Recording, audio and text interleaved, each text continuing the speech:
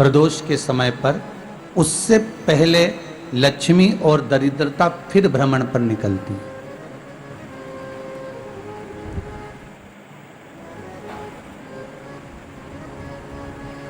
शिव भ्रमण कर कर जब वापिस आ जाते हैं, हिंदू धर्म में पीपल के वृक्ष की जो गणना वराह पुराण में करी गई है, 4 बजे से 7 बजे तक शिव के भ्रमण का समय बताया है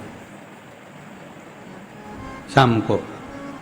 तो 7 बजे से लेकर फिर रात्रि 9 बजे तक लक्ष्मी और दरिद्रता फिर भ्रमण पर जाती। इनका एक समय निश्चित है महाराज। भ्रमण कर कर आ जाना। अब इस बीच में जब लक्ष्मी और दरिद्रता दोनों निकल कर जा रही हैं, तो दोनों एक भाव रख कर जाती हैं कि आज हमको कहां प्रवेश करना है।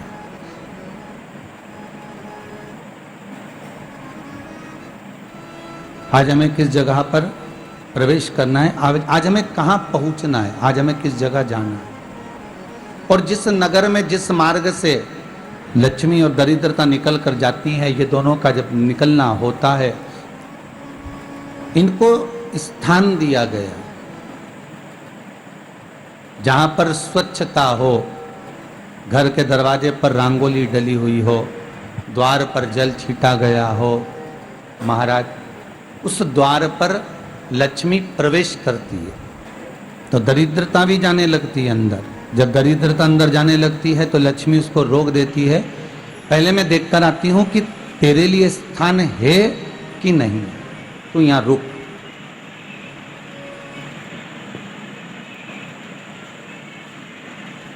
कुछ देर तक दरिद्रता बाहर खड़ी रहती है और लक्ष्मी जी की बड़ी बहन जब दरिद्रता बार बार अंदर जाने का प्रयास करती है तो लक्ष्मी जी कहती हैं, जी तू इतनी बड़ी होकर तुझे मालूम है तू तेरा सम्मान होना चाहिए, आदर होना चाहिए, और तू अंदर चली जाए और कोई तेरा सम्मान ना करे तो कितना बुरा लगेगा, इसलिए तू बाहर खड़ी रहे। मैं अभी आई। अंदर जाती है और जब लक्ष्मी जी भ्रमण कर लेती हैं, अंदर प्रवेश कर कर आती हैं और प्रवेश कर कर आती हैं तो दरिद्रता पूछती है चले अंदर। तो लक्ष्मी जी कहती हैं, तुझे मालूम नहीं है क्या जी कि जिस घर में मैं प्रवेश कर जाती हूं उस घर में फिर दरिद्रता नहीं जा सकती, क्योंकि ये तेरा वचन था, ये तेरा वचन था।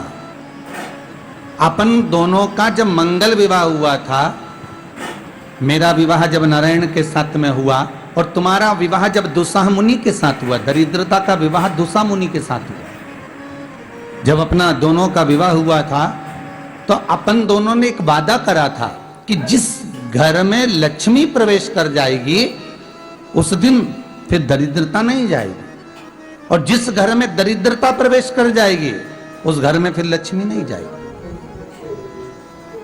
अब जब मैं अंदर देख कर आ गई हूं तो तू अंदर नहीं जा सकती, अर्थात लक्ष्मी के चरण जिस घर में पड़ गए उस घर में फिर दरिद्रता प्रवेश नहीं कर रही। चलते चलते फिर दरिद्रता ने देखा और लक्ष्मी जी इसको लेकर गई और लक्ष्मी जी ने देखा कि इसके दरवाजे पर जल नहीं छीटा गया, इसके दरवाजे पर ना रंगोली डली है, इसका द्वार साफ नहीं हुआ है, इसके द्वार पर दीप नहीं है, इसके द्वार पर कलश नहीं है, इसके दरवाजे पर ढेर सारा कचरा पड़ा हुआ है, कोई स्वान कोई कुत्ता गंदगी भी कर कर चला गया है, कहीं बिल्ली ने गंदगी कर रखी है, कहीं जीवों ने कुछ गंदा गिरा रखा है। तो फिर लक्ष्मी जी कहती है, जी अब मैं होकर आ गई थी ना, अब तू जा, तू होकर आ। और दरिद्रता प्रवेश करती है तो अंदर जाकर क्या देखती है दरिद्रता कि इतनी सवेरे से मैं घूमने इनके दरवाजे पर आई और ये तो सब चादर तान के चकाचक गुर्राटा भर भर कर सो रहे हैं।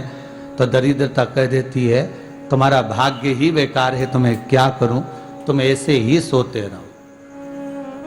और दरिद्रता गुस्से में बाहर निकल कर आती है, लक्ष्मी से कहती है, लक्ष्मी तू इसके घर में जाना ही मत ही।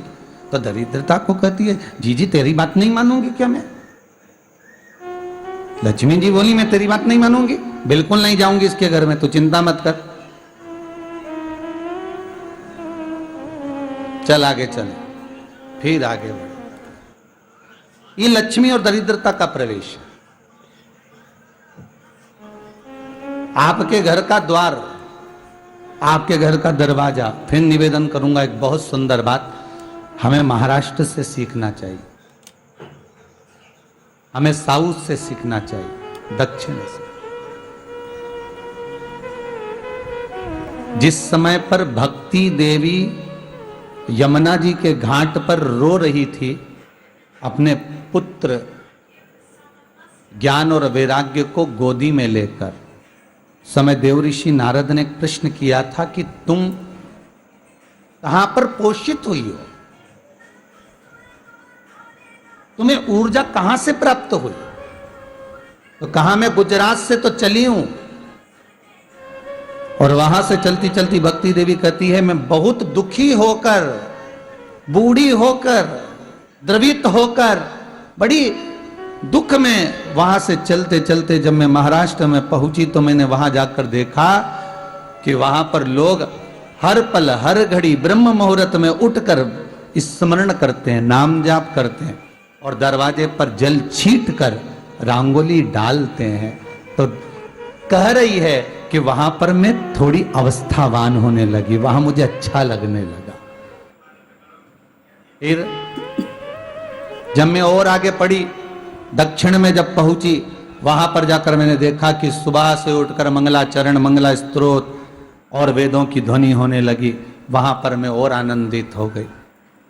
हमें कुछ चीजें महाराष्ट्र से सीखना चाहिए कि वहां रहने वाले जो भगत हैं, वारकरी संप्रदाय के जो भक्त होते हैं, वैष्णव जो धर्म के भक्त होते हैं, उनका नियम है सवेरे के समय घर में पानी है कि नहीं है, पर जब भी वो घर का दरवाजे के बाहर थोड़ा ना थोड़ा पानी तो छींट ही देते हैं।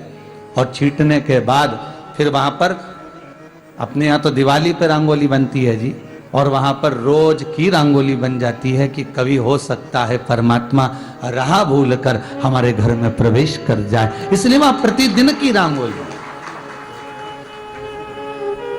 प्रतिदिन।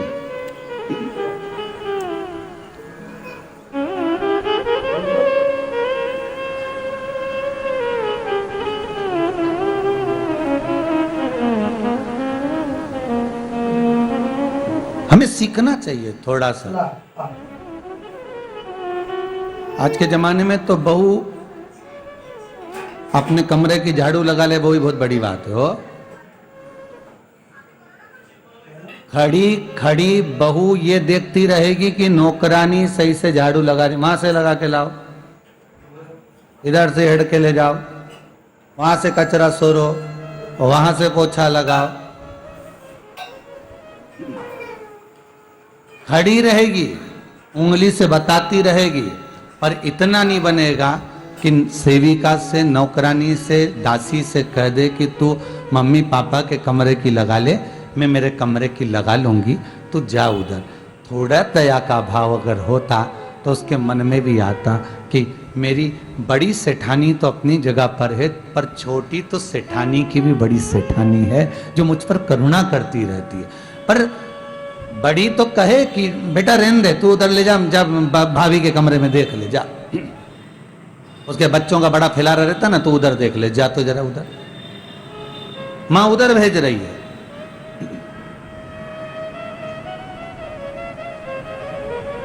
थोड़ा सेवा का भाव हमारे भीतर हो।